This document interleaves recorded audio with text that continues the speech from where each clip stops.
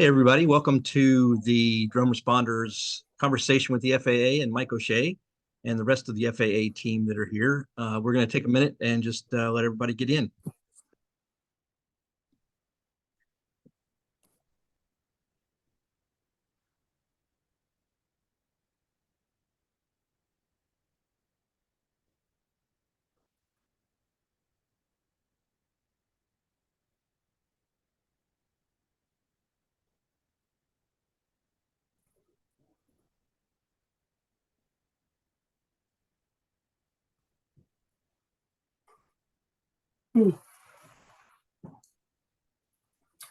So last night we had 80-mile-per-hour winds on the Chesapeake Bay Bridge.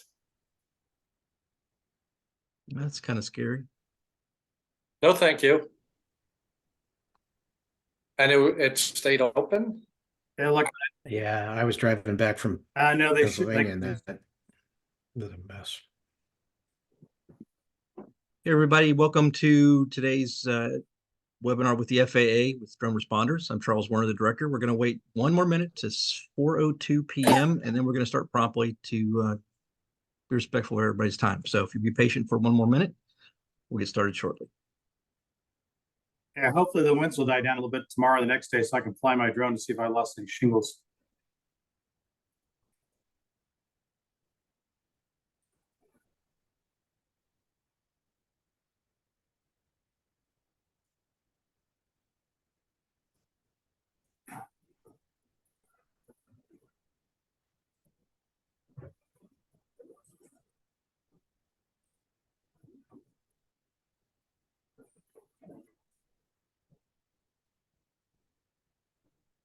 Hey, all right, everybody, welcome. I'm Charles Werner with Drone Responders, and I want to welcome you to today's conversation with the FAA's Mike O'Shea and the rest of the FAA team here. We've got Carrie Fleming and John Meehan, and we're going to go through some specific areas of discussion, and then we're going to open it up for questions that people may have. And Happy New Year to everyone. This is our first session of the new year. Mike? Hi, first of all, Happy New Year, Rustus. I saw that on there. I recognized the name right away from Elizabeth City and our time back in Kenya. My name is Mike O'Shea. I'm the program manager in the Office of Unmanned Aircraft Systems Integration, the Federal Aviation Administration. 2 days ago, I hit 6 years at the FAA. How time flies when you're having fast. Time flies fast? Whatever, when you're having fun. There you go.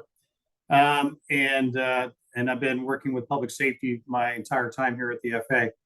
Today, Charles asked me to cover a lot of issues, basically sort of a catch up on stuff we've been working on and sort of reminders of things that are going on. And so I thought instead of just trying to hit topic issues, I sort of give you the basic PowerPoint presentation. I haven't done death by PowerPoint to you guys in a while. So it's time. Get it out at the beginning of the year here, and then I won't have to bug you with the PowerPoint until next year.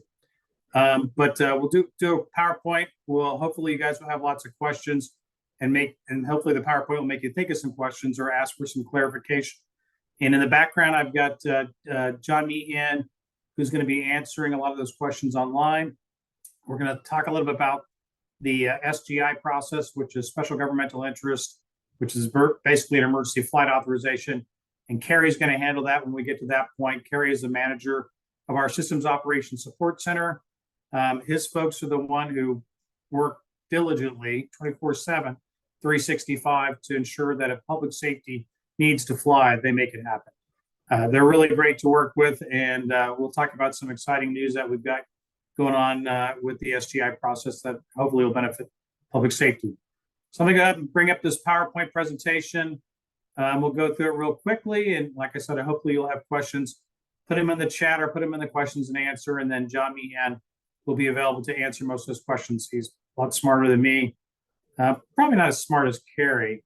Definitely smarter than Charles, but somewhere in that way. All right, here we go. Let's see. Share screen.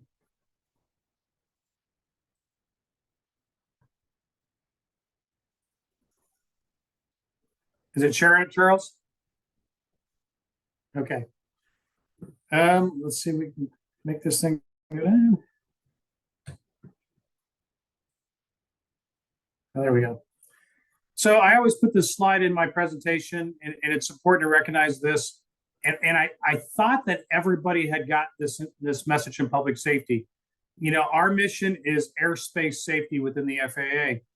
And I every time I present, every time I talk to somebody, I always mention that it's important that you talk to us in our language, which is airspace safety.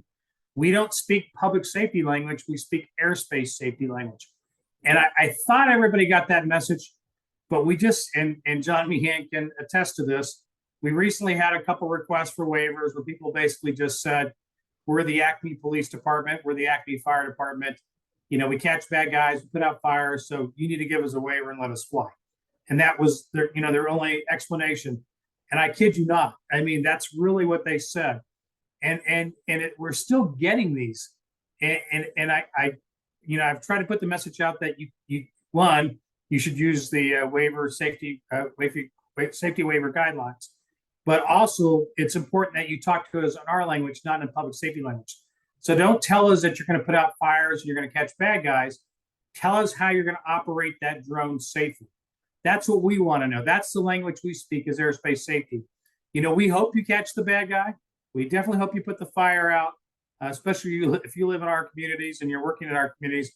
But if you want us to approve something or you want to talk to us about a complex operation, you need to talk in our language, which is airspace safety. So when you think about things, you know, think, I want to do this with a drone.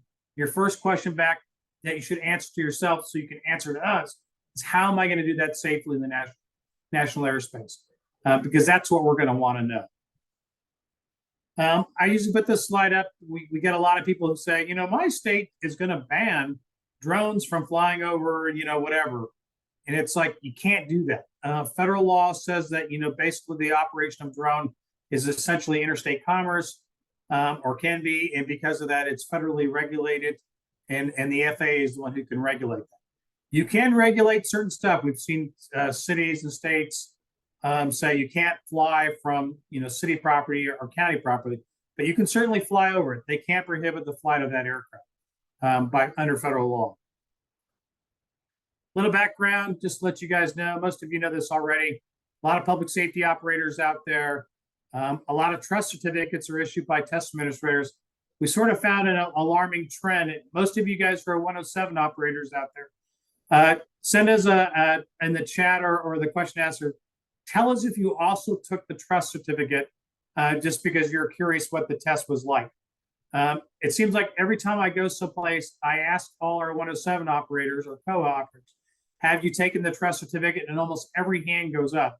So I'm kind of curious if it's sort of skewing our results of how many people we think are taking the trust, when it could just be a lot of 107 people who are curious what the test is like.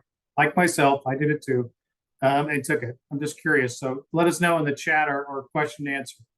In 2025, we're forecast to have over 1.8 million commercial and recreational unmanned aircraft systems out there.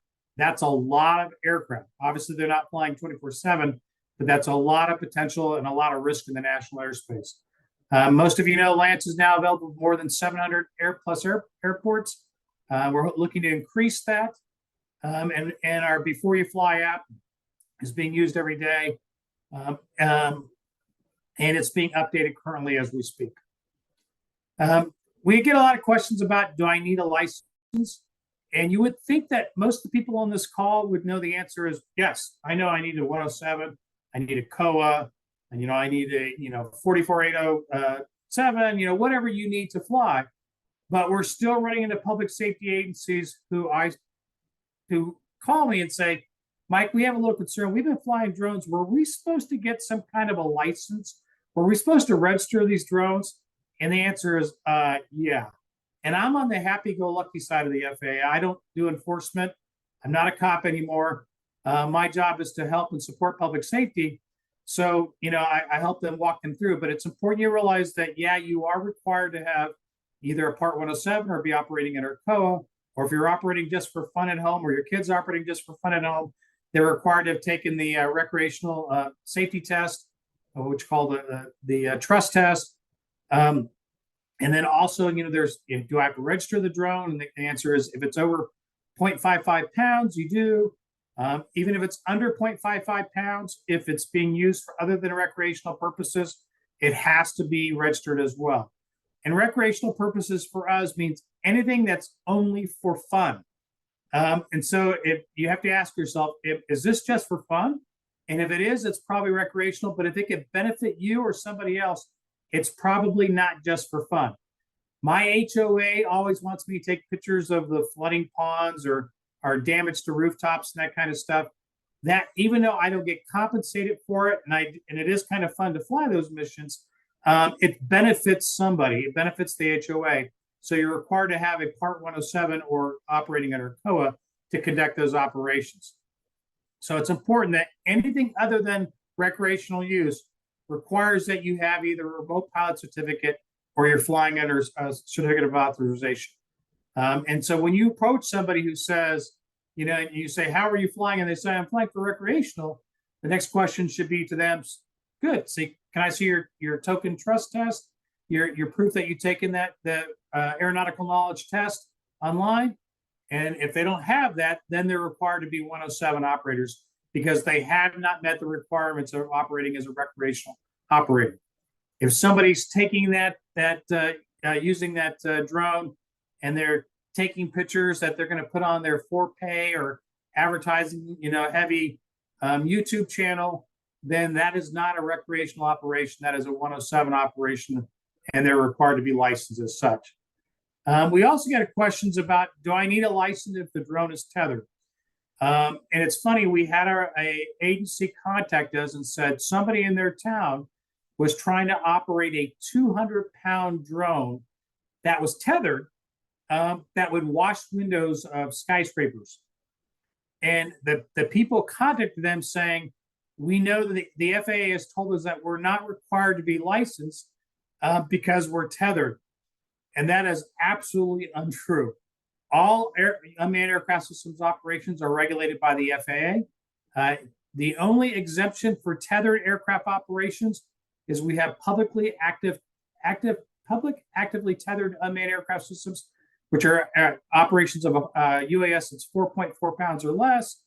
It's operated to 150 feet. And there's some other conditions that are involved that we can certainly provide you with information on. But anything else, even with a tether, is considered an unmanned aircraft systems and is regulated as such. So first of all, that person operating the 200-pound UAS, they would have to go through our 44807 and get a special airworthiness certificate, which would be very interesting to grant for something that's going to be that close to public facilities. But what do I know? But they definitely would need to be licensed. And then we also get a question a lot, do I need a license if the drone is operated inside a covered facility? And the answer is no, you don't. As long as you launch and recover inside that facility, you are not required to have a license for that drone because you're operating inside. However, if you're pulling up from the fire truck, you're pulling up in the Bearcat SWAT team vehicle, and you're launching from that in the driveway to go into the window of that house, you are required to be licensed as an operator, and that drone is required to be registered and meet all the requirements of any other drone that's operated in the national airspace. I've heard some people tell me, they say, yeah, our SWAT team knows that if they launch from the Bearcat to go into the window of that house, they're not required to be licensed or have to deal with the FAA. And I'm like, that's not true. You are required to deal with this, and you are required to be licensed. There's no 50 feet, 100 feet in the airspace exemption for fire trucks and SWAT vehicles to launch a drone into a building. So you definitely need to have that. This is sort of like a quick chart that we put together to sort of talk about what's required under different types of operations. What's required for recreational, what's required for public actively tethered UAS, what's required for small unmanned aircraft systems, large UAS, and public aircraft operations under Part 91. And it basically talks about, can you fly over people? What are the requirements to do that? Can you fly beyond visual line of sight? Is remote ID required? And it gives you all that information in sort of an easy to use format. So we get a lot of questions about what is considered a Part 107 operation. And I think you guys fairly easy to understand this. It's basically, if you don't have a COA and you're operating a drone as a public safety agency, you must have a remote pilot 107 pilot certificate. And you know the rules that go along with that. You can't exceed 55 pounds, which is something you can do under a COA if you get additional authorizations. The aircraft must be registered and visibly marked with the registration number. You can't fly above 400 feet without a waiver. You can't fly beyond visual line of sight with a waiver. You need airspace authorization to fly and control the airspace, and you do that through LANC. And you always have to yield right of way to manned aircraft, even if that manned aircraft is a media helicopter. I don't know how many times we get calls from people saying, hey, there's a media helicopter there that it's impacting our drone operation. And it's like, no. It's a helicopter, which is a manned aircraft operation, and you must yield to that aircraft. You're impeding their operation, not the other way around. And you must broadcast remote ID. So remote ID applies to all registered drones. And most of you already know this, that the rule went into effect September 16, 2023. I have heard people say, oh, no, they postponed the rule until March 16th of 2023. And that is not the case. We postpone enforcement for those who are waiting on the purchase of their broadcast modules that they're going to physically affix to their drones. And we're also are delaying enforcement to those folks who have worked with their drone manufacturers and know that their drone manufacturers are going to download software to make their drones compatible with standard remote ID. Otherwise, you're supposed to be broadcasting remote ID and compliant with the rule. And if you're not, then you're not compliant with the rule, and you need to be compliant with the rule to have a legal operation. Why is that important? Because, right now, most attorneys that you deal with in court cases probably don't know a lot about drone rules. But the second you operate a drone illegally under FAA or federal rules or regulations, and it sort of becomes the fruit of the forbidden tree. So if you take pictures of, somebody committing a heinous act, or narcotics or marijuana fields or whatever, you can lose all that evidence because your drone operation was illegal. I would definitely check with your legal counsel and ask them, saying, hey, if we operate a drone illegally, not following FAA rules and regulations and federal law, what does that mean for evidence that we capture with that drone? And let them explain that to you better than I can, because I'm not a lawyer. I did not sleep in a Holiday Inn last night. Although I did sleep in a Sleep Number bed. It was really comfortable. And then there's some information on declaration of compliance on this slide that that you can look at to make sure that that you properly register your drone and that your drone is actually compliant with the remote ID rule. And it's important to realize that on some of the drones, the manufacturers that have different models of the same drone, they may not have done a declaration of compliance for all of those models. So I know in some cases, the DJI Mavic, some of the newer ones they did a compliance on, but some of the older ones they did not. So don't think that just because it says DJI Mavic that your specific drone is covered by the manufacturer's declaration of compliance. You need to do the research to make sure that your drone is specifically covered. We already know probably the 3 ways to meet the rule. One is standard remote ID, which is essentially software within the drone. Every time you launch, it broadcasts where you're at, where the controller's at, where the drone is at, what its attitude is, what its altitude is, and if with the right software or the right broadcast module, remote ID software, you can it could be loaded on top of Google Maps or some kind of mapping program and show where that drone launched from 5th and Main, the direction it's flying, the direction it came from, and on the map where the operator's at. So there's a lot of information you can get from standard remote ID. Broadcast module is basically an RFID tag that you're physically affixing to that drone. It gives you a lot of the same information you get from standard remote ID. However, it does not tell you where the operator is at because it doesn't know, because it's not electronically connected to the drone. It's only physically connected, so it's not getting the information, the feedback back and forth between the remote controller and the drone. So it doesn't know where that remote control's at. It certainly knows where it took off from and certainly knows where it lands. And then the last way we have under standard remote ID is when we have an FAA recognized identification area, or FRIA. And that's essentially gives the ability for the modeler clubs to have an area where they can fly without worrying about whether or not to fix remote ID to their drones. It also gives the ability for some STEM programs, educational programs, to petition the FAA to also have an area where they can test and fly drones and not have to worry about remote ID or putting a remote ID on a drone they're testing. One of the things we got with 107 operations when we got remote ID is we got what we call operations over people. And we have basically 4 categories of operations over people. And I'm not going to go into a lot of detail on these, but we can certainly answer your questions about them. You know, category one is if you have an aircraft that weighs less than 0.55 pounds, it has the ability to fly over people if it has remote ID. It's important to recognize that, because if you have a DJI Mini 2 like I do, that does not have remote ID, I do not have the capability to fly over people with that drone. I don't meet the qualifications for less than 0.55 category 1. Category 2 is kinetic energy of 11 foot-pounds. Category 3 is 25 foot-pounds of kinetic energy.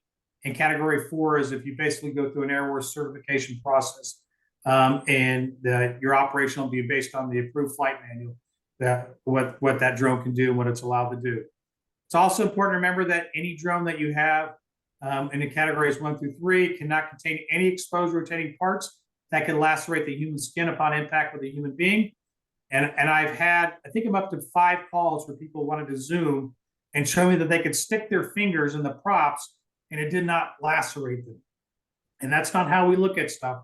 We look at stuff, if that drone has a top speed of 35 miles per hour and you flew it into Mike O'Shea's face, would it lacerate Mike O'Shea's face? And the answer is most definitely. And so it would not meet those categories. And you also must comply with the specific rules for operations over people and operations over moving vehicles, which are a little different for each different category. We get a lot of questions about, should I operate as a public aircraft operation or operate in Part 107? And the answer is, it depends on you. There are people who believe that 107 is the way to go. It grants you a lot of stuff. Then there are people who believe that public aircraft operations are the way to go. It grants you some unique stuff. I'm of the opinion that I think I would have both. If I was operating a public safety agency, I would have 107 because it allows me to use Lance and some other stuff. And if I would have a public aircraft operation or a COA, certificate of authorization, because it allows me stuff like tactical beyond visual line of sight and limited operations over people in case of emergency that I don't get with Part 107 without a waiver. So I think they both have advantages. It's really depends on, a lot on where you operate, what kind of operations you typically conduct as to what you need. And we can certainly, if you have questions, we can answer those questions. It's not our job to tell you to operate one way or the other. Our job is to provide you with the information and let you make the decision on how you're going to conduct your operation, as long as you do it safely. We get a lot of questions about how can I operate beyond visual line of sight. It started, beyond visual line of sight operations with the FAA really started with linear infrastructure inspections, power lines, pipelines, that kind of stuff. But really, public safety really has driven more of these beyond visual line of sight flights. And the first one is, you probably all know, this is the Chula Vista model, for lack of a better term. You guys call it drone as a first responder. We call it first responder beyond visual line of sight. It's all the same thing. But essentially, you have an observer who has a set of controls standing on the roof who makes sure the drone takes off safely. He checks the airspace to make sure there's no impediments to that drone operating safely. There's no aircraft coming into that airspace. There's no other drones operating around it. But it's launched and controlled by a guy who's down in the command center of their headquarters, Chula Vista Police Department. And what it does is in this specific case, which was a test case with us, they can fly out 3 miles and provide situational awareness overhead to officers who are arriving at the scene, and also back to the commanders back at headquarters, so they can see what's going on. And it's been a really great success story, both for Chula Vista and for the FAA, showing how we can cooperate together to basically provide better operating conditions for public safety. I think it's a great thing. We've taken this model and sort of made a safety case out of it, and we now have, I don't know how many agencies we have are operating a drone as a first responder, but it's typically out to 2 miles. The issue with drone as a first responder, and one of the larger expenses of drone as a first responder, is having that guy on the roof. So the holy grail has always been, you know, if you're in Southern California or South Texas or anywhere where it gets hot in the summer, who has to be the guy on the roof? It's not going to be Mike O'Shea, I'll tell you that. But and it's not cheap to have somebody sitting up there waiting for that drone to be launched on whatever call to make sure to be in that hot sun. But so we'll talk a little bit about the sort of the next step we've taken and to try to conduct these beyond visual line of sight operations without having to have that guy on the roof. Under a certificate of authorization, one of the things we do grant is we grant what's called a tactical beyond visual line of sight. We have 500 plus agencies that currently have this COA, part of their COA, and basically allows you to fly out 1,500 feet as long as you stay below a hard ceiling, 400 feet, and you stay roughly within 50 feet of any obstructions, which could be the ground, the water, trees, buildings, you name it. And the goal is, our safety case that we made is if you're within 50 feet of the ground or a structure, the likelihood of encountering manned aircraft is very slight. So that helped our safety case for allowing this operation. This has been really successful. I have people call me all the time saying, hey, we're able to use this to look at a barricaded subject. I was able to use this because we have heavy forested area. We lost a kid went wandering in there, and we were able to go over the tree line and look for the kid without violating any FAA rules or regulations. So it's been a really great success story for both public safety and for the FAA. The only thing that Mike O'Shea would like to see happen is I'd like to see our 1,500 feet, double to at least 3,000 feet or farther. And that's something we've been talking about internally within the FAA, how we can allow that to happen. So I'm hoping we'll get greater distances, but right now it's working really well for a lot of people. And I know we had a fire department tell us they had a large warehouse fire, and the warehouse was huge, like quarter mile long or whatever. And in the past, if they had something like that, they would have to continually move their UAS operations in order to keep visual line of sight of that drone to see where the hot spots were on that building. But with tactical beyond visual line of sight, they were able to fly over that building and see all the hot spots without having to move their operation or endangering their own people by putting them closer to the scene. So if you don't have a tactical beyond visual line of sight, feel free to contact us. We'd be happy to walk you through it, the process. And I think, Charles, you guys have something on your webpage that helps people get a tactical beyond visual line of sight as well. Yeah, I put the DFR. I put the DFR template up, and I'm going to put the other one up as well. Okay, very good. We have a new thing that, relatively new for us. It came out in March of last year, and it's a 107 beyond visual line of sight operation. It's called Beyond Visual Line of Sight Obstruction Shielding. And essentially what you can do is make a waiver request to the FAA saying, you want to fly. It's almost like tactical beyond visual line of sight, except that we can allow greater distances. But the one issue that public safety agencies keep forgetting to tell us when they apply for these is, how do you mitigate the risk for operations over people? Because this does not grant the operations over people. It really works very well for, the Border Patrol. It works really well for people who are operating, in vast rural areas where there's not a whole lot of people. But it's obviously not something that works very well in a highly populated area. Unless you can mitigate the risk for operations over people, it's really hard to get this waiver. But for a lot of agencies, this has worked really well for them, especially agencies who are like doing, water rescues, people who have heavily forested areas that are doing rescues, mountain rescues, and some other places are using this waiver to go farther as their communications will permit, their comm link with that drone, to conduct operations as long as they stay below a hard ceiling of 400 feet. And they operate roughly within 50 feet of any structure. And that could be the ground, that could be the water, it could be trees, telephone poles, or whatever else. We have granted waivers up to 200 feet above structures as people can prove a need for it. The other thing you're required to do this, here it says it has to be in Class 2 airspace, and that's what it's approving. But if you have an authorization to fly in controlled airspace, let's say a grid that's 200 feet, you can actually use this if you have this to operate in that grid. As long as you stay below 200 feet, that becomes your hard. If that's a facility map altitude value, that becomes your hard ceiling, and you fly below 200 feet. You have to have ADS-B in, automatic dependent surveillance broadcast in, so you can monitor mostly manned aircraft out there who are broadcasting.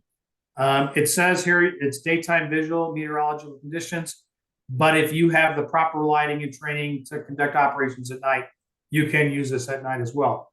It only grants you this if you have additional authorizations for night or for controlled airspace.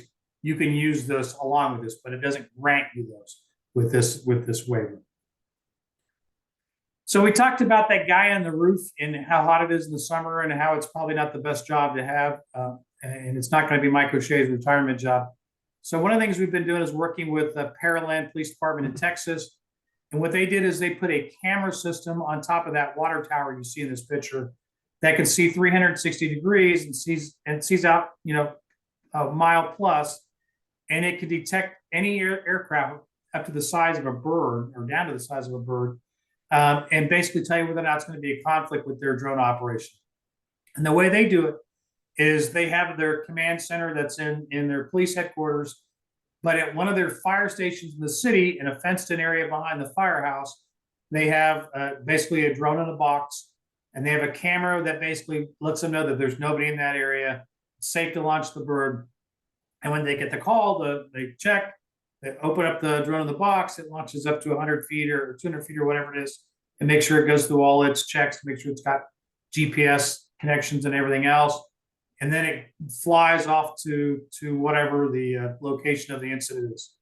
And then meanwhile, that camera system on top of that water tower is letting it know whether or not there is any manned or unmanned conflicts out there. In fact, sometimes it also lets them know about birds too. And so it provides that situational awareness for them and provides what we call alternate means of compliance. And in this case for 91.113, which is you must see and avoid other aircraft. So it's been really successful. The only issue with the camera system is it works great during daytime, but it does not work very well at night. And so we're talking to people now who want to add radar, a basic radar system, either to the aircraft or to the camera system that allow them to operate at night, have good, ability to see and avoid other aircraft or sense and avoid other aircraft using radar at night and cameras during the day. And the cameras do provide some deconfliction at night, but just not as great as without the radar system. So that's sort of the next step in this project. And the whole goal is to get that guy off the roof and take that cost away, and also take the guy who's getting sunburned up there, being in South Texas and the Houston area in the summer.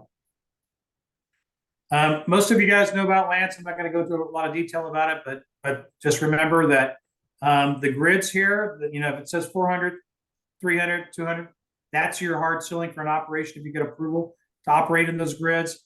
If it says 0 and you need to operate in that grid, then you're going to talk to Kerry Fleming's folks about getting what we call an SGI, Special Governmental Interest, which is like an emergency flight authorization. If you look at a Lance map and you see red, that usually means it requires further coordination with the FAA, and it usually means it's probably a military base. So it's going to require some further coordination. And Kerry will tell you here in a second what the SGI process is and how you go about getting a request to fly in a zero grid operation. Kerry? Thanks, Mike. Thanks, everybody, for tuning in today. So if you don't or haven't heard of the SOSC and the SGI process, quick background.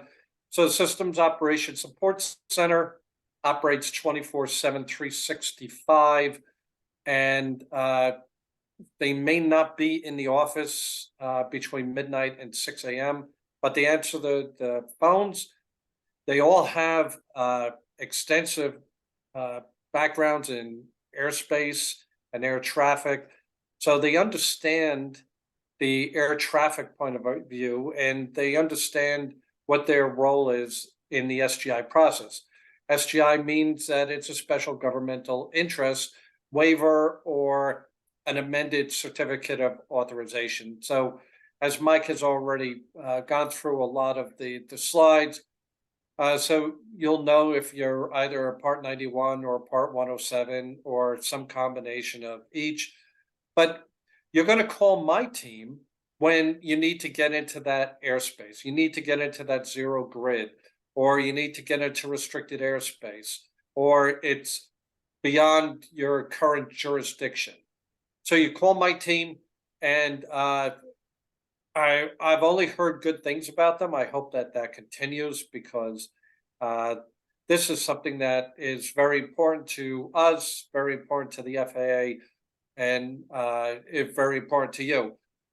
Our job is to help you get in the air as quickly and as safely as possible, conduct your flight operation as safely as possible, and meet your mission goal, whatever it is, whether it's for some type of firefighting, to include under red flag warning operations, which I hope that has calmed down quite a bit in the West, and you'll see enough of that for you folks out there, and it's just something that we have to live with. But also search and rescue, law enforcement, utility, critical infrastructure restoration, especially after hurricanes or wildfires, tornadoes, flooding, things of that nature. And it just seems that every day, every year, there's more of these natural disasters. So one of our jobs is to make sure that utility and local emergency operations centers can get out there post-event and get the drones up and do the critical infrastructure evaluations so that it can be restored as quickly as possible. And we pride ourselves on helping you get into that airspace right away. Incident awareness, analysis, damage assessments. So we'll get requests for SGIs from law enforcement, from firefighters, from utility companies, media companies. And I know a lot of people in public safety, they think that the media, for the most part, is a hindrance, and they shouldn't be allowed into these airspaces, especially post-disaster, that they get in a way. But I can tell you from experience that all the accredited media that comes to us, and I say that term because that's a term that the FAA looks at. Accredited media has never had a issue that's being reported back to us that they got in the way of the local support or disaster recovery efforts or law enforcement in general. They are very cognizant of their role. They're very cognizant of how other people may portray them. But, to give you a reason why they're allowed in there, a lot of times where there's some type of a natural disaster or man-made disaster, the media allows that the local population to get a better understanding of exactly what's going on. And that could mean, showing video coverage of first responders in the area, reporting to whatever it was that happened, but also give them updates on maybe road closures and things of that nature. So the media has been a good partner for the most part. Well, not the most part. From our point of view, they've always been a good partner. Like I said, we've never had an issue with them. And search and rescue, and like I said, we're 24/7, 365.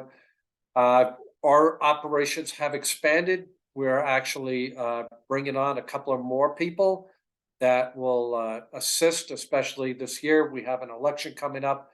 So my team, besides always being there to answer your calls, they're working with Secret Service to put out TFRs for VIP movements. They're working with DOD and federal law enforcement to put out TFRs for national security events. So just keep that in mind, that if they don't answer the phone on the first ring, they may be on another call. If you ever call and it's busy, or if you ever call and no one picks up in 5 or 6 calls, call right back. You just may be, fourth or fifth person trying to get through at the same time. But like I said, we are always there.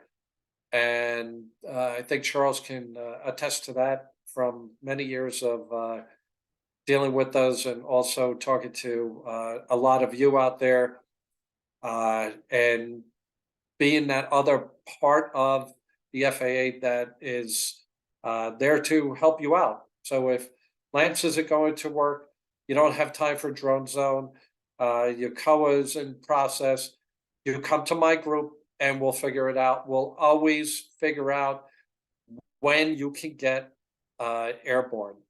So we never try to say no.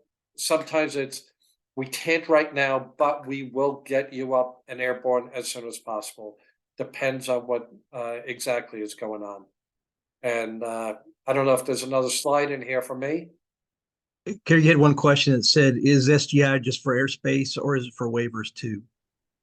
Well, the SGI is a waiver. It's an airspace waiver under Part 107, but it's also an amended authorization under the Part 91 COA system. And here's some of the things to consider with airspace restrictions and considerations. And again, if it's restricted airspace, you have to come to us. If it's prohibited airspace, you come to us. That is our role in all of this. This is our mission, and it's for airspace access. So if there's a sporting event going on with the stadium, you need access, give us a call. If you're aware of the airspace access program, AAP, you can use that a lot of times. That's for conventional aircraft. Also, the drones can be used for that. And I don't think a lot of people know about that, but if you have a chance, look that up, AAP. It's a useful tool. Sometimes it's the easier way to do it, especially if you're going to be providing airspace security from a law enforcement entity around a particular stadium, whether it's a football game, baseball game. A lot of times you can put those requests in well in advance, and it comes to my group as well. It's a joint program with TSA. They administer the web portal itself, but the actual authorization comes from the same people who give you SGIs. And a lot of 99.7s around national landmarks, around some critical infrastructure, around DoD military installations. So on those Lance maps, you see some of those areas that they're blanket red. And you click on it and it tells you there's a DoD installation there and there's a point of contact. Hopefully that they're keeping those up to date. But again, if you ever need to get into the airspace in one of those areas, and if you go directly to them because it's time critical and they give you any pushback or tell you that they're not going to authorize your flight in there, you call the SOSC. We've told the DoD and the military that under first responder type situations that they should never deny airspace access. But every once in a while, you might get a new person there who doesn't understand the process, who might tell you no. Come to us, call us, and we'll set them straight, and we'll get you into that airspace as quickly as possible. Special use airspace in and around Washington, D.C. That's even more complex. So in what they call the FRIZ, the frozen zone, if you will, it's a two-part process. You need AAP and an SGI because one's considered airspace, one's considered security. And I know that it sounds like duplication of efforts, And maybe it is, and maybe someday we'll be able to just do one or the other, but not right now. And emergency and rescue operations, wildfire, disaster, we're always there. Like I said, 24/7, 365. We are the people that can get you airborne immediately. And one of the things I like to point out in any of these webinars is that I know that there is some thoughts at times, a thought process that, hey, we got a call, we're responding to an incident near an airport, we'll just call the airport directly, we'll deal with their traffic, and we'll just tell them who we are and we need to get airborne in a particular location, and we'll do that rather than call the SOSC.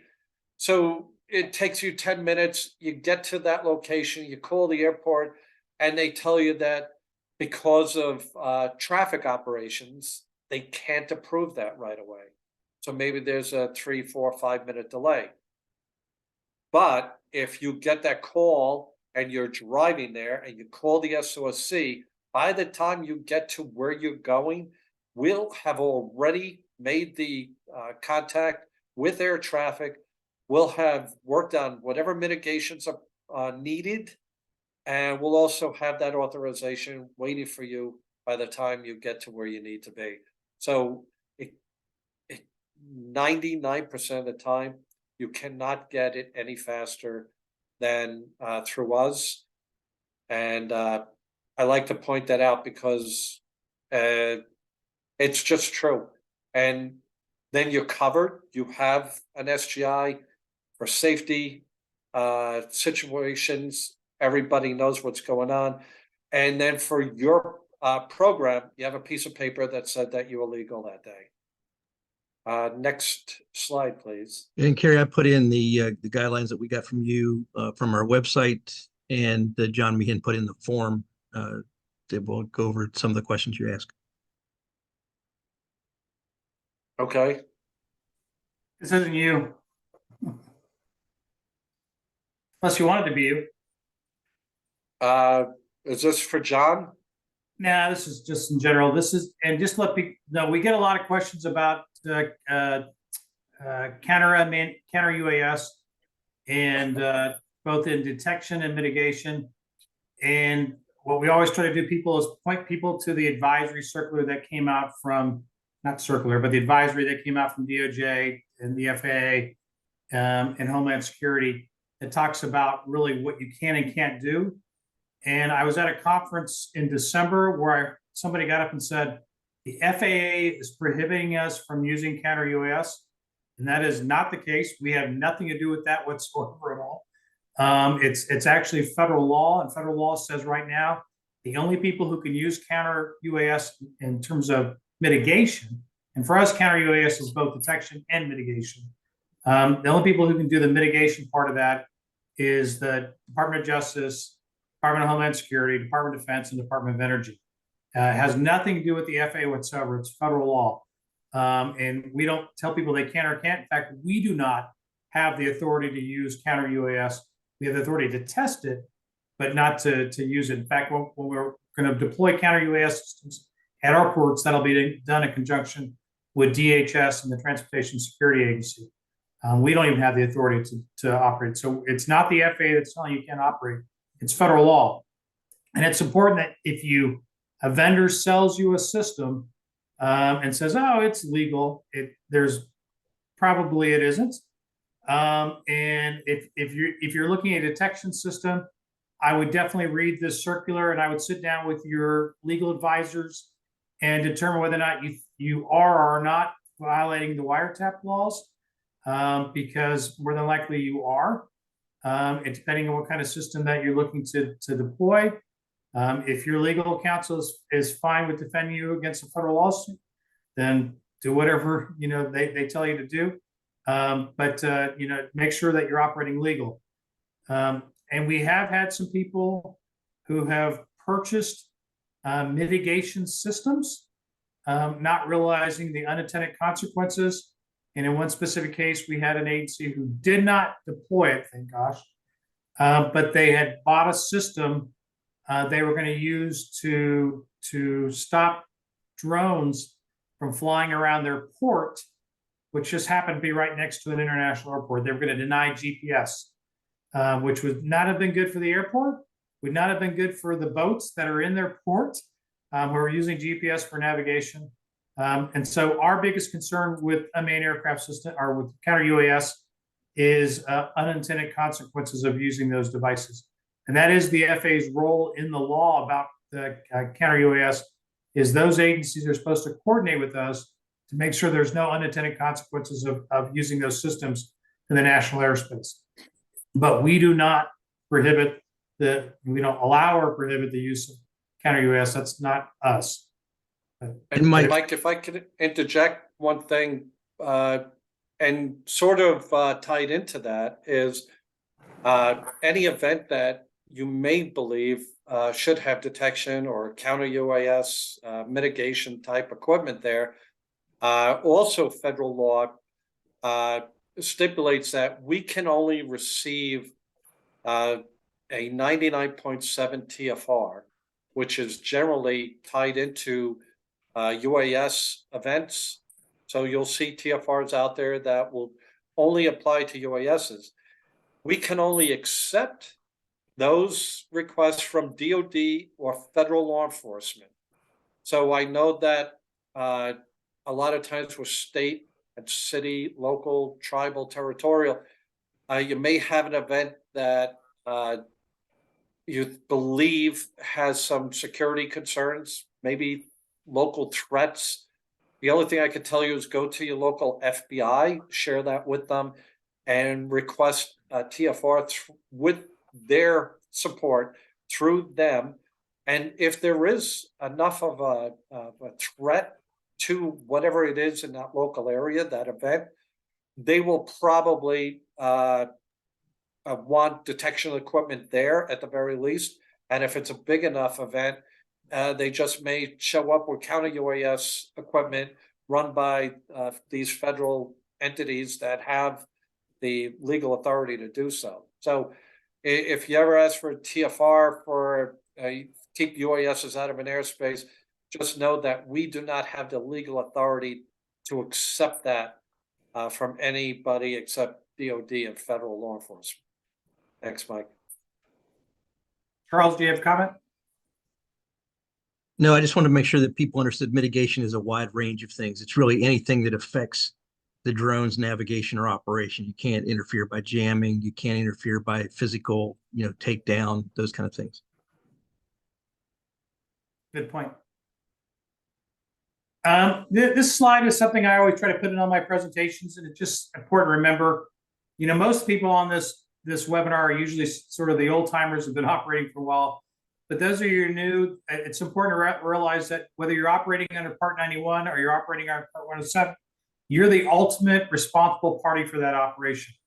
And what that means is, you need to make sure your command authority knows that, because you have somebody who may be the chief or, superintendent or whoever, the grand poobah, who says, hey, I spent a lot of money to buy the drones. I spent a lot of money to train these guys. I spent a lot of money for them to have a truck to drive these drones around. I spent a lot of money for them to, go to do training with this stuff.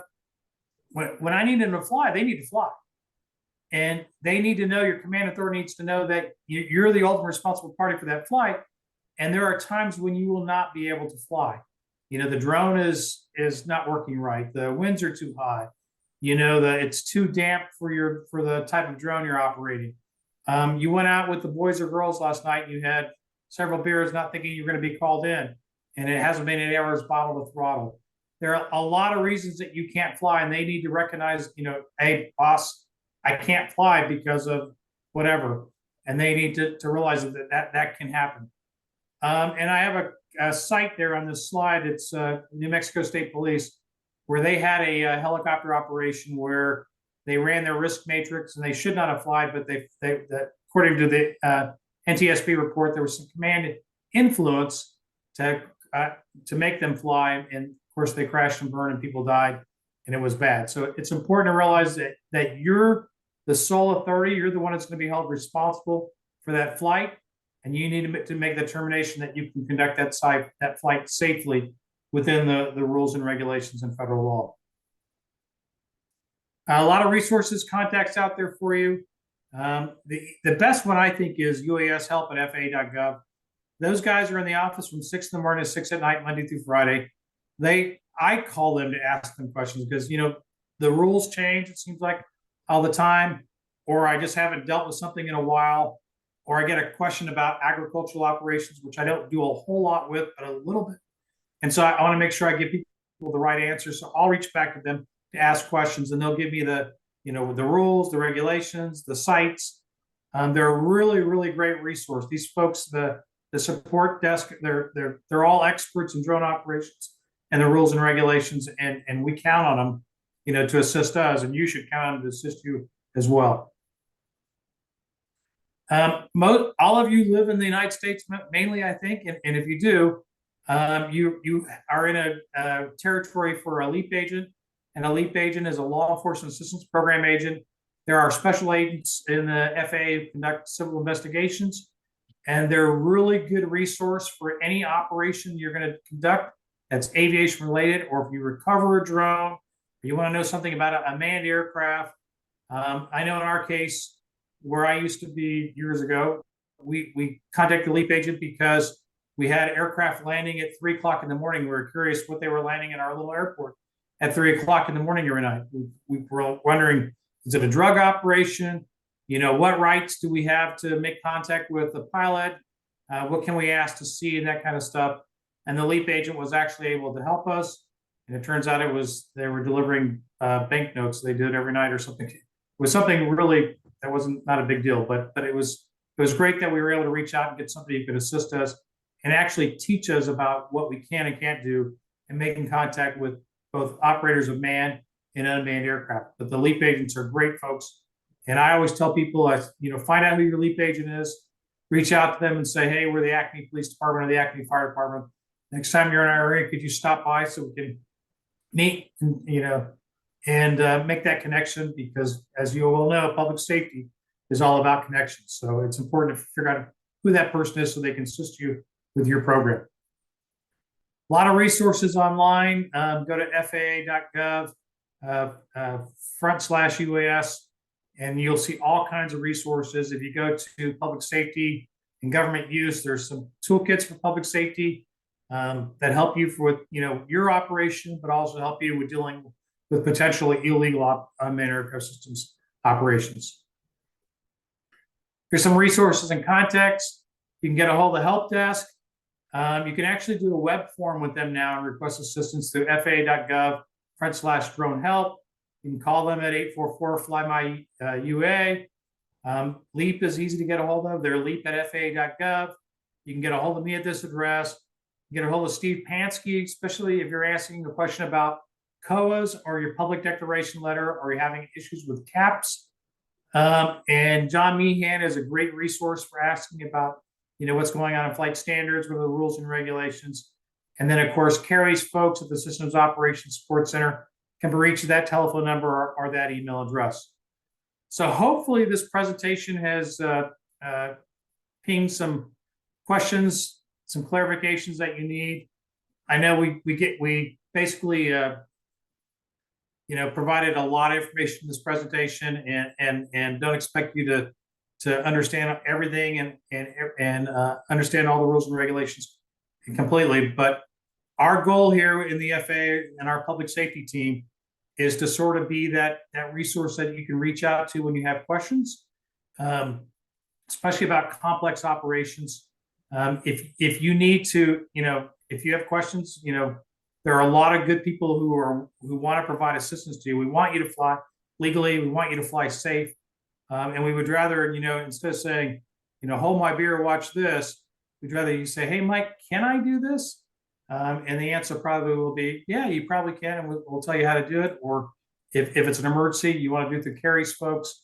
But we're here to provide assistance. We work for you, not the other way around. You pay our salaries. So that's all I have. Yeah, I think there's one question that came out that said, is COA reporting going away anytime soon? And I know that we've had discussions, we've been working on it. I guess it's still work in progress. Yeah, let's say it's a work in progress. That's probably the easiest answer. just so you know, because we're a safety organization, we never do things quickly because we're always worried about unintended consequences or impacts. So we tend to move very methodically, and which is another word for slow. But we do it based on safety, not and because everybody's got to be comfortable with why we're doing away with that. But the answer is probably, and the reason why is we don't require reporting for public safety agencies under Part 107, so we're not really sure what we're getting out of it specifically from COAs. And it's the same question we get about NOTAMs. You're currently required to file a NOTAM, if practical, under a COA, but you're not required to do it under Part 107. And part of the reason NOTAMs were important when we first were allowing operations is because they were sort of new and unique. There weren't very many drone operations. We wanted to let man operators know. But now under 107 and co-operators, there's millions of operations a day. And basically, you should know as a man operator or anybody else, there's probably a drone up where you're operating. I think that's got it covered.